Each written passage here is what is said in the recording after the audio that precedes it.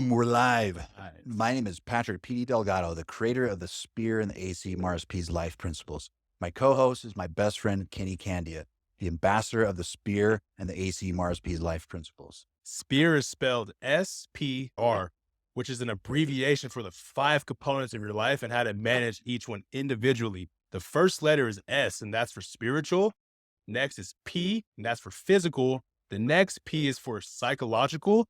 R is for relationships, and the last R is for resources. The premise of the podcast is education and fulfillment in each of those 5 components. The problem is there's a lot of misinformation regarding long-term success in any of those given components of your life. Applying the principles of your life spirit is the antidote to not knowing where to find long-term fulfillment. Remember, success is dependent upon the application of the information. And because the principles that are taught here are unique every single week, this can't be found or duplicated anywhere else. So make sure to follow the weekly podcast and leave us a review and give us a comment. Welcome to your Life Spirit Podcast, episode 9.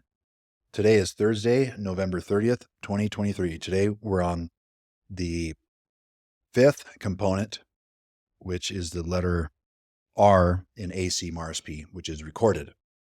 So today we just got done talking about, Kenny, some questions you had about CMARSPP'S and recorded on this component of keeping a record, a journal of your progress.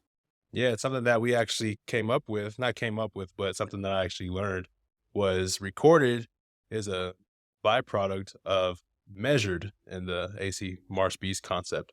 So when you measure something, when you measure your goals, you measure your macros, your workouts, or just how you're doing spiritually over time, that measured becomes a record of what you've actually been measuring.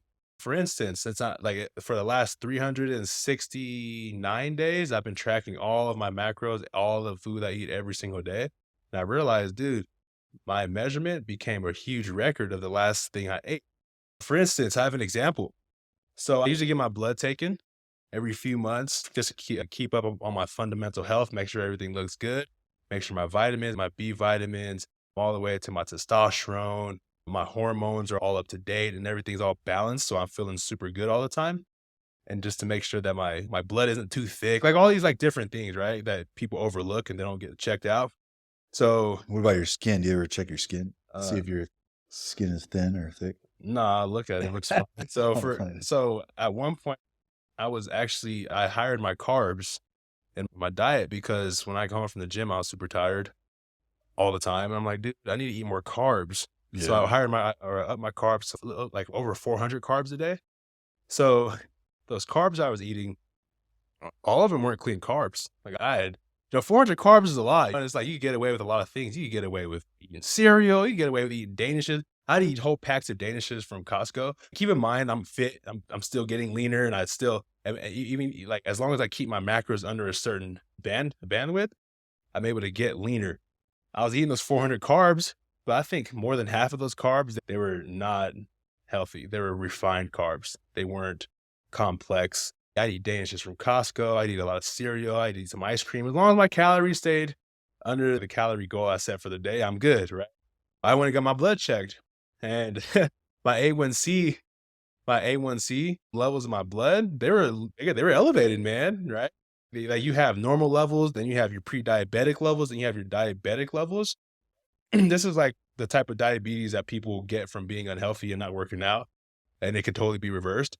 So my normal levels, I was still normal, my A1C levels, but the normals were a little higher.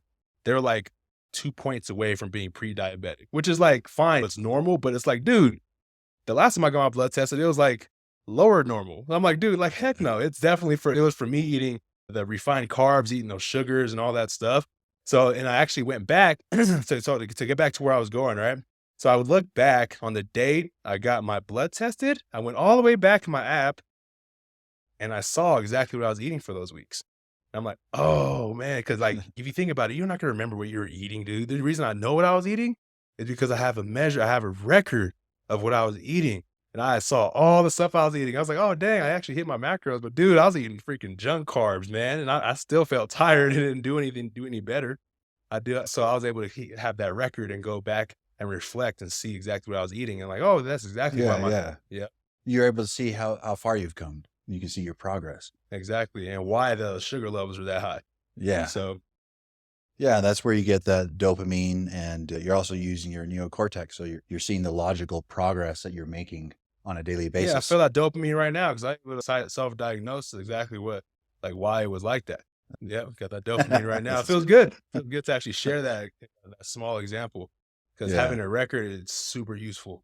Yeah. So that's on the physical component. So let's talk about, like we were just talking about, the measuring component is, if you're using something to measure Kenny's arm, it would measure out a certain amount. So you're but then you write that down. So say 50 inches or whatever it is, write that down. And on a weekly basis, you keep a log of that. That becomes your journal. So let's talk about before your physical component becomes your spiritual.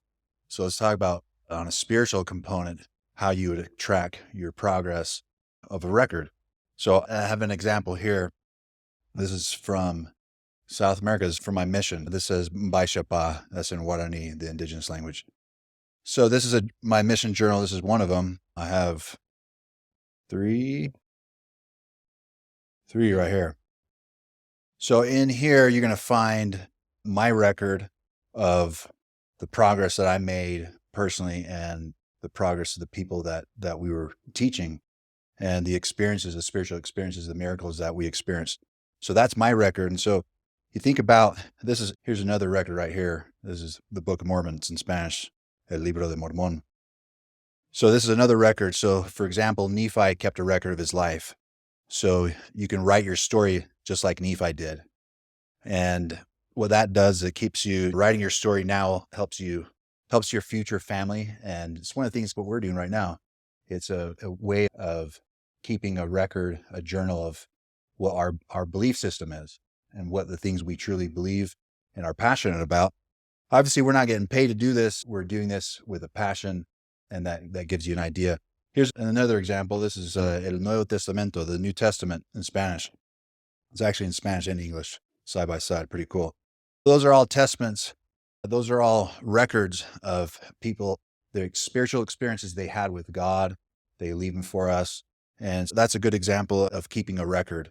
Let's talk about on the psychological component, keeping a record. I think keeping a journal, I keep going back to a journal is so good for keeping a record because you forget about how far you've come. And you go back and you start to read through this, and you find the miracles that happen, and how it changed my life and the lives of others.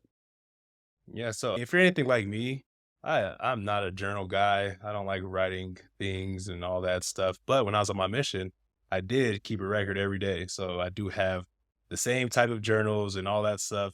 And to be honest, because when I keep a record or take notes, I don't know if anybody else struggles from this. I think a lot of people do. If you're in class or you're in church or wherever, like in a seminar, you have to take notes. How often do you go back and look at those notes, man? Like I typically never do. So I really haven't gone back and looked at any of those records, but I feel like they are there for a certain time. I know my kids will, and I'm actually getting a feeling that I'm actually probably going to want to go through and look at those records here soon. But something that came to mind too, because like I said, I'm not really into writing things down. For spiritual, it's something simple that you can do, and I'm going to start doing it today. It's anytime I see the hand of God in my life, whether it be from like paying my tithes or going to church or fasting or whatever, I record them. Just have a journal. And there's been certain times actually recently, like within the last couple months, where I've seen huge like miracle or blessings or just like huge things that have really blessed my life or really impacted me. All I gotta do is just open my book, date right there, and write a couple sentences. That's all it is. Right. So that's something I'm going to start today to be able to track to create my record, my spiritual record, to track myself or to track the record of my spiritual aspects of spirit, the first concept. So that's something I'm going to start doing today. And we actually have this worksheet, this daily worksheet. It's called My Life Spear. And under it's labeled Mission Accomplished. It's right here. I'm showing it at the camera, but this is a podcast. So you guys most likely aren't going to be able to see it unless we are about to start releasing YouTube videos. But anyways, and it allows you to go through the day, through the month and every single day of the month and be able to track that concept. So let's say for instance, for a spiritual, I want to make sure I'm reading and I'm reading my scriptures, I'm praying every day, those two things, right?